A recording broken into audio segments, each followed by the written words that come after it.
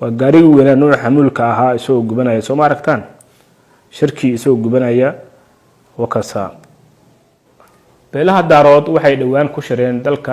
كينيا وحين دورتين قدومي كحجين وليبا واحد قدومي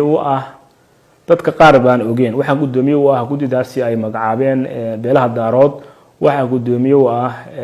gudoomiyaha baarlamaanka Soomaaliland Cabsa Khaliif waxa la rabaa in dagaal kale laga furo ama furin kale laga furo gobolka Sanaag ayagu markaasi ku soo hoos dhuumanaya shaarka warsangali si la mid ah sida hadda lagu soo hoos dhuuntay dhulbaahante horta markii ugu horeeyay xabadda waxay la tagtay ama la qarxiyaba قاري وينا وحمولك وليا شوية شو إله مهلا ليش ما سوق الله لكن ده في بيت الله شيئنا وأخو أبوي أقوم نين دجال ما يا أو مركا ودجال وكشرو للي هاي وSC مركي اللي قبته أمل للدلنا للي هاي وشعب وحنا لقرشيي أما أي قرشتين أفرت قبيل إدارات إيميل ودكتا waxay rabaan inay maamul u sameeyaan isla markaana dusha ka ah maamul daarood si ay halkaasi ugu duulaan waxaad moodaaba dagaalkii ka socday laasacanood in markaana uu isugu soo aruuray in laga dagaalamo oo kaliya social media adeer social media dal lagu xoreeyo waxaan mar walba aan idin soo gudbin jiray dagaalka ka socda laasacanood in uusan ahayn dagaal u dhaxeeya dhulbaahante iyo Soomaaliland balse uu yahay dagaal u dhaxeeya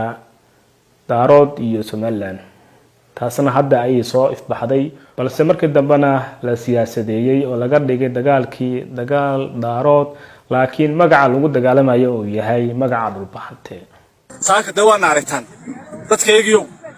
inaan yararkii buufinay aan cayaankii buufinay cayaan fadalkoodii wallahi geela ka cabiye geela ragii la controlka joogo controlka naga imid taagan controlkii ilaa oo hadda taagan hadda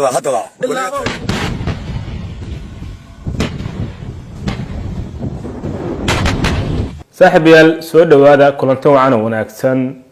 waxaan ka hadlaynaa xaaladii ugu dambeysay gobolka Sool iyo deegaanada hoos yimaada Laascaanood wixii ka dhacay saakay ilaa maanta oo duhurnimadii ahayd maxaa ka dhacay haddaba waxaan falqeyn doonaa arrimahaas iyo xaaladii ugu dambeeyay Laascaanood fadlan muuqaalka shargare si uu meel fog u gaaro si la mid ah dagaalkii shalay ayaa maantana waxa uu ka dhacay duleedka Laascaanood waliba maanta waxa dhacay dagaal ugub ah oo xanuun badan isla markaana jab xoog la gaaray ciidamadii ka socday halkaas iyo Puntland dhacdadan ayaa ka dhacday duleedka Laascaanood waxay ahaayeen 4 gaari oo gurmad u ahaa Laascaanood isla markaana ka koobnaa gaari weyn oo siday ciidan infantry ah waliba waxa uu ahaa gaarigaasi baabuurta waaweyn muuqaalkiisa waa tusi doonaa gaariga gubanaya waan idin tusi doonaa gaari weyn oo ah marka la dhisay wadooyinka baabuurta lagu qaado jeega iyo dhagaxaanta iyo carakaawada baabuurta lagu qaado horta mid kaas oo ahaa kaasna waxa saarnaa ciidan infantry ah iyo 3 cabdibile ama technico oo gurmad u ahaa Laascaanood ayaa waxa meel leex iska heleen ciidankii Soomaaliland waxaana meeshaasi ka dhacday dagaal jirbaha la soo laabtay qof kasta waxa uu awooday ayuu meeshaas ka riday horta markii ugu horeeyay xabadda waxay la tagtay ama la qarxiyaba gaarigii weynaa oo xamuulka ama ciidanka saarnaa kaas horta markii ugu horeeyay la qarxiya isoo gubanayaan tusi doona kuwii kalena baabuurtii kalena tiknikadana kuwaas ayagoo qaarna ayagoo fiyo Soomaaliland baa wadatay qaarna waa la gubay maxabis far badan horta halkaas lagu qabtay bal ila daawada wakana muuqaalkii aan idin sheegay gaarigii weynaa soo gubanaya inayna ku arkaan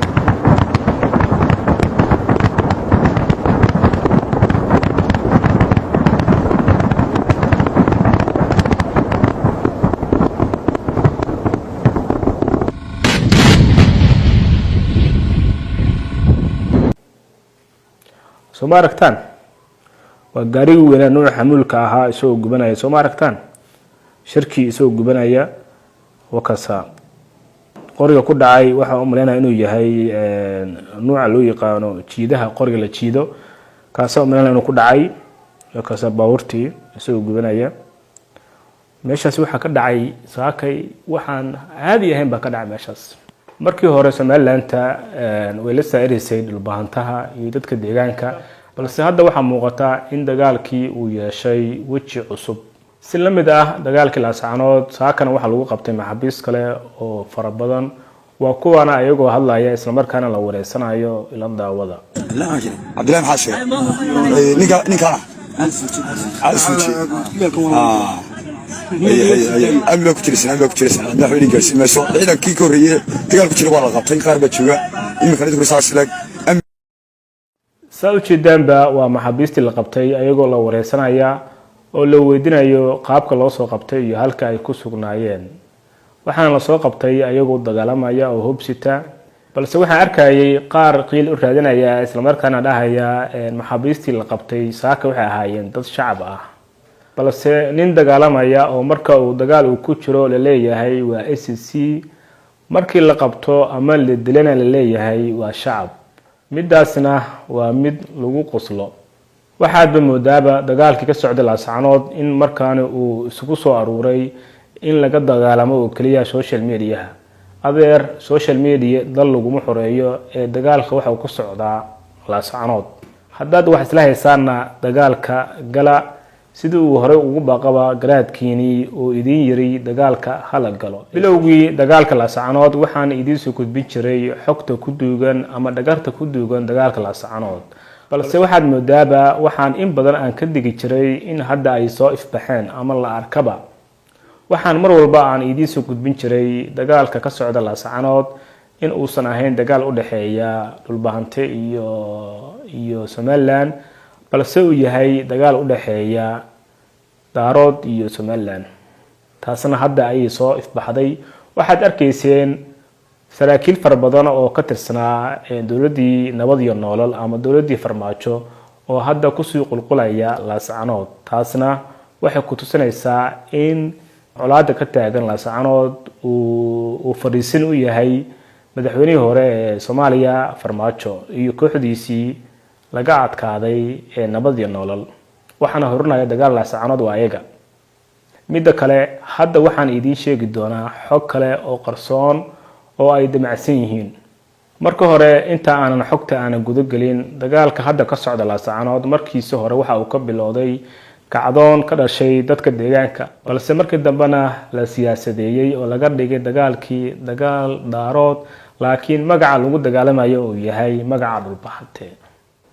beelaha daarood waxay dhawaan ku shireen dalka Kenya waxayna doorteen gudoomiye iyo gudoomiye ku xigeen waliba waxa gudoomiye u ah dadka qaar baan ogeen waxa gudoomiye u ah gudidaasi ay magacaabeen beelaha daarood waxa gudoomiye u ah gudoomiyaha baarlamaanka Somaliland Cabsa Qalif ayaa gudoomiye u ah waxaana la qorsheeyay ama ay qorsheysteen afartii qabiil ee daarood ee meel wada degta waxay rabaan inay maamul u sameeyaan isla markaana dusha ka ah maamul daarood si ay halkaasi ugu duulaan horta midaasna waa qodob midda kale dagaalada ka socda Laascaanood waxa la doonayaa markii laga soo jeesto ama laga soo laabto waxa la rabaa in dagaal kale laga furo ama furin kale laga furo gobolka Sanaag ayagu markaasi ku soo hoos dhuumanaya shaarka warsangali si la mid ah sida hadda lagu soo hoos dhuuntay dhulbahante muhiimadda laga leeyahay in qabiil lagu soo hoos dhuunto ama shaarka qabiilka la xirto waxa ay tahay oo kaliya in laga sii jeediyo indhaha caalamka isla markaana la yiraahdo dagaalka wuxuu u dhaxeeya laftaas iyo Somaliland waxaana la qaranayaa beelaha kale ee dagaalka ku jira inta aan furintaas kale ee Sanaag aan la furin waa in laga hortagaa hore Soomaalidu waxay u tiraahdaa biyo intaysan ku soo gaarin ayaa laga muusaa furintaas kale ay damacsan yihiin inay ka dhigaan furin gobolka Sanaag waa in laga hortagaa nimankana waxay ku socdaan waxa weeye waxay doonayaan horta waxay rabaan inay maamul u sameeyaan gobolada sida ay sheegtaan ayagu Sool iyo Sanaag iyo Cayn balse ayagu ma degaan Sool iyo Sanaag iyo Cayn hadii la fiirsho saddexdaas gobol waxay ka degaan hadii la isku celceliyo gobol iyo bar ama bay ka degaan marka waxay doonayaan in saddexdaas gobol ay maamul u sameeyaan laakiin waxaan suurtagal ahayn oo aan dhici karin waayo saddex gobol ma haystaanba hal gobol iyo hadii la isku celceliyo gobol iyo bar baa ka soo baxay gobol iyo barna dastuurka Soomaaliya ma qabo in laga dhigo maamul waxay noqonaysaa in lagu daro Puntland ayaguna hadda ay waxa ay ku doodayaan waa maamul laakiin hadii ay u suurtagal weysana waxay rabaan inay Puntland ku biiraan marka waa sidaas arintu halkaas ay maraysaa muuqaalkana hal share gareeyo si uu meel fog gaaro barahan ku leeyahay baraha bulshadana sida Facebook iyo YouTube iyo TikTok iyo Twitterna haligu soo biiro si aad mar walba aad u ogaataan